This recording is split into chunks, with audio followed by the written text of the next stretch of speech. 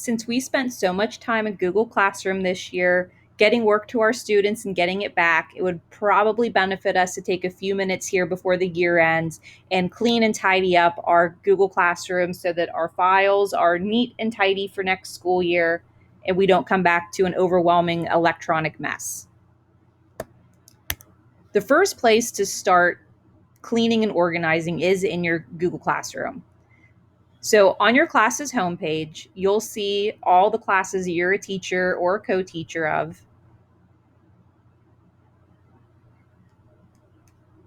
And this to review is the first thing you're going to want to take care of. It will show you any outstanding student work that you need to grade and return yet.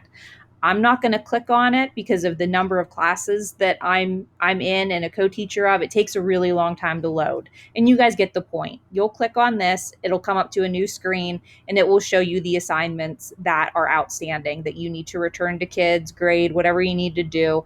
Clean that space up, get things returned back to kids.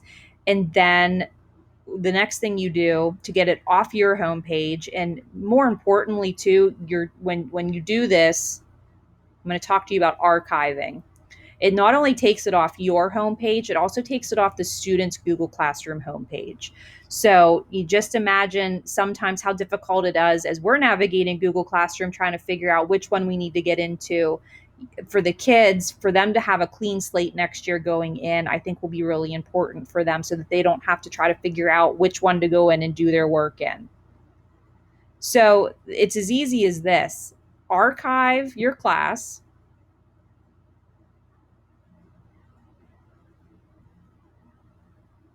and it's off your homepage. Like it disappeared. But the nice thing about having archived classes is they really don't go away. To find an archived class again in the future, should for some reason you want to get in there or you need to restore it, you'll scroll down to the bottom over here to the left and click on archived classes. And there it is. And if you would want to bring it back to your homepage, you would just click restore. The nice thing is too, when you archive a class, you also have the option when you're creating a post or you're creating assignment in your Google Classroom, you can still reuse posts even from archived classes. So everything's still there. It's just kind of tucking it away so that it's not on your homepage taking up space and attention. And again, most importantly, it's not sitting on a kid's Google Classroom homepage, making them think that it's an active class that they need to be checking for work. So I definitely highly recommend get in there, check your to review, and then archive any of your classes. That way your homepage and your kids' homepages are clear for next school year.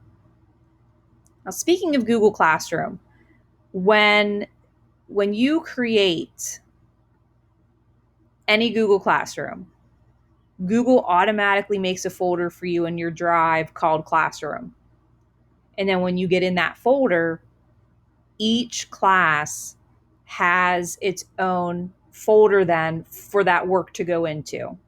So as you can see, I kind of already started cleaning up. I made a new folder and I named it the 2020-21 school year. And I've been dragging and dropping classes from this school year into that folder. And if you're wondering how I did that, I'm just holding onto my mouse, I'm highlighting a folder, and I'm just dragging down as far as I can go, and I'm putting it in this folder.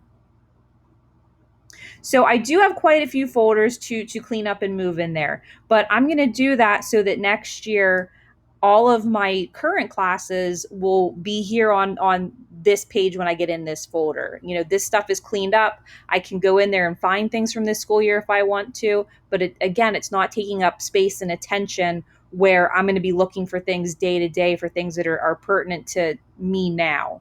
So I would recommend doing that, going in, making a subfolder in your classroom folder and just labeling it with this school year so that you know that the stuff is there for you later should you want to go back and look at it, but it's not going to be taking up your prime retail space here in this folder. The only other thing I recommend that you do as you're cleaning up everything Google from this school year is in your calendar.